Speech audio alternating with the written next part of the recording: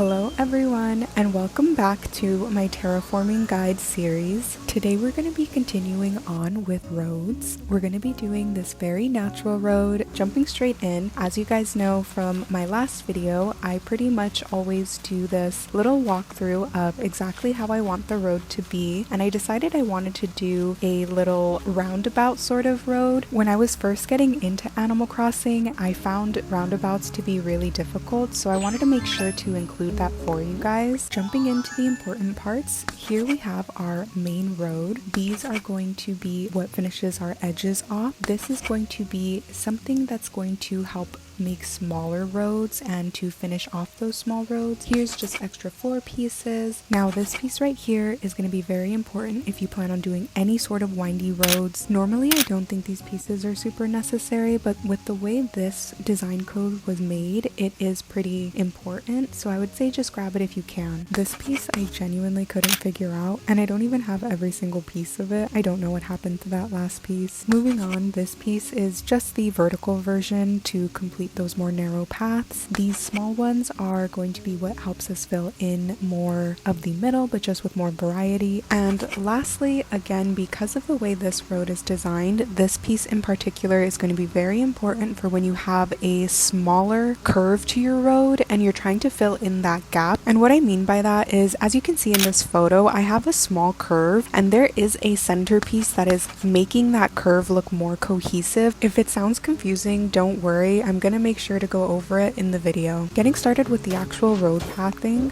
we are here on my slumber island called Woodvale. I was trying to decide exactly how I wanted this road to go. I knew I wanted to do a simple curved road for you guys so you guys can see exactly how to lay down the path for something more simple like that. To be honest, there's not really a trick to this. It's a lot of trial and error when it comes to these more natural paths, because you really need to play around with the codes to see exactly how you want it to flow. When I first started playing Animal Crossing, I was obsessed with the forestcore islands like a lot of people are, and I had a really tough time with getting my roads to look more natural just because I am someone who really likes things to be more symmetrical. So anytime I was doing my roads, it was like I was pretty much just doing straight roads all the time, and that really just doesn't work too well for a forest core themed island if you want it to have a much more natural feel to it. So I would say if you are like me in that sense, try to get comfortable with really having a more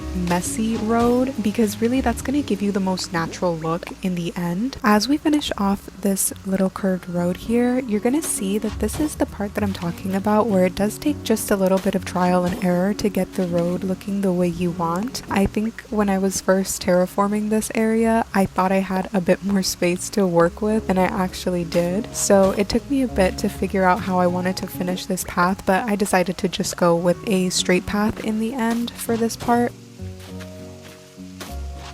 Alright, now that we have this little curved path done, here we have our remaining pieces that we need to fill in. And as you can see, we are going to have a few gaps in this section, which means we do need those curve fillers to come in and actually fill in those gaps for us so that this road will look the most natural. So as you can see here, you can fill in those gaps with the main road's centerpiece, but it's going to look a little bit off. As you can see, there is just dirt like roads hanging off, and it is in an angular way, which doesn't necessarily complement this road's style. So it's much better to use the curved edges that are made for this road. Now all there's left to do is to fill in the gaps for this road here, and then we're going to move on to using that double-edged piece that I spoke about earlier. I'm going to show you exactly how to use it because I think it's a lot easier to visually see what I mean rather than me explaining it.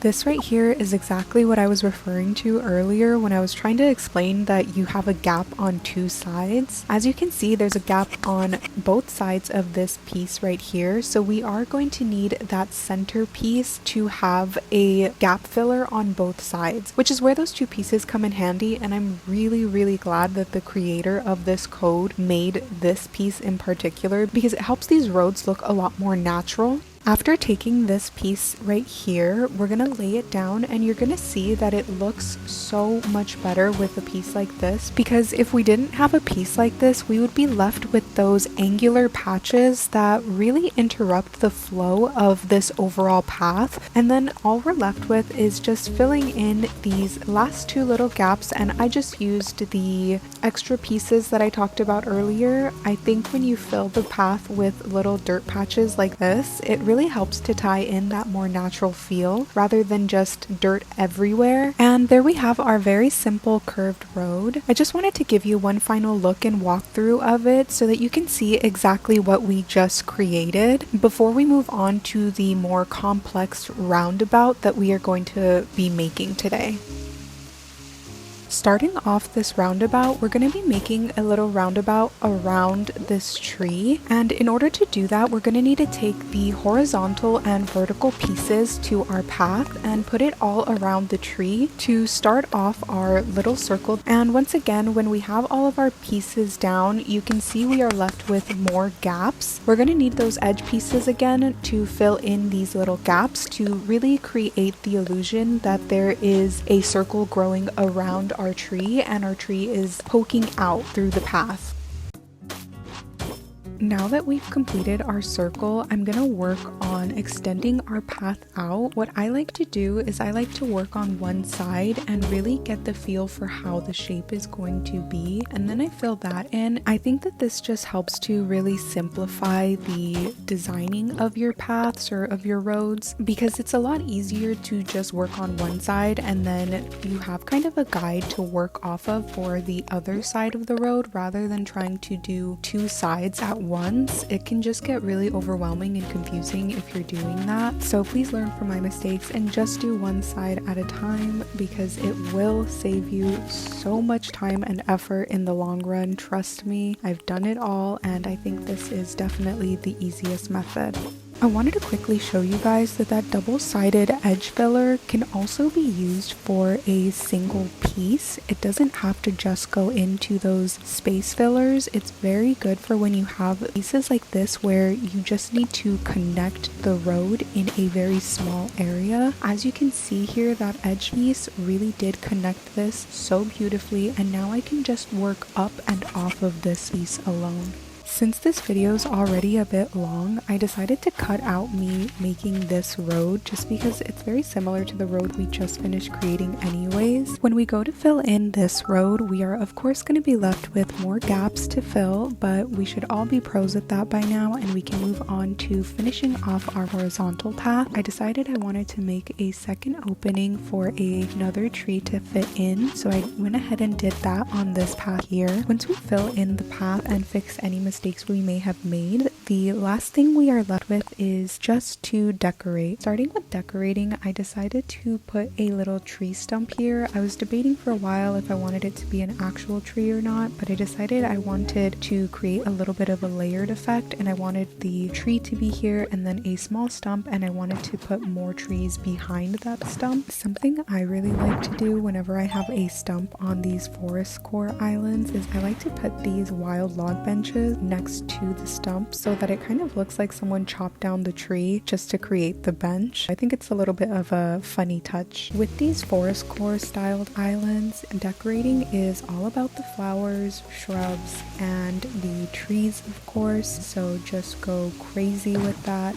But something I do highly recommend you get is actually these toy centipede and the toy cockroach. As you can see, they lay flat, so with whatever path you're using, it's just gonna look like there's either a centipede or a cockroach roaming around your island. And personally, I think it adds a really realistic touch, and I love that you can just easily walk over these. You can obtain this item by participating in the bug off events. These are a part of the prizes Blick gives to you during that event. Another decorating tip that I highly recommend is taking the floating block that you get from the Mario items and a butterfly model of your choice and putting it behind one of of these trees, and you kind of get this effect of a butterfly flying over the tree. Honestly, I do think the bug models are really amazing decorations for more natural islands or forest core islands. Just look at the way this tarantula looks. It is actually kind of terrifying, but it's not just the tarantula. I think the scorpion model also looks really good. Tons of the grasshopper ones look amazing. The orchid mantis in particular is one of my favorites, and the regular mantis as well. There's just so many different bug models that I think really do work and tie in the island a lot of the time for whenever you need something a little smaller to just fill in an area. Before I forget, I wanted to very quickly mention that if you do want to have these smaller trees that I've been placing around this slumber island on your main island, even though they stay frozen like this in the slumber island, that will not happen on your personal islands. You will need to plant some sort of fruit tree behind it. Any of them work except for the coconut tree. The coconut tree will not stunt the growth like the other fruit trees will. I had to cut out a lot of my decorating just because most of the decorating involved in a island such as this one is really just putting a bunch of flowers down and putting a bunch of trees down or shrubs. And I would say really the hardest part of decorating any island, but especially these kinds of islands, is gathering the right items. And unfortunately, a lot of the items that go really well with this kind of island are going to be DIYs, such as that decoy duck DIY, and of course the mushroom DIYs that are available during the fall look amazing with these islands. Honestly, there's way too many good items to list that would be good for these sort of islands, but a big tip that I would have for you guys if you're trying to do a forest core island is make sure you have really good floor clutter design codes.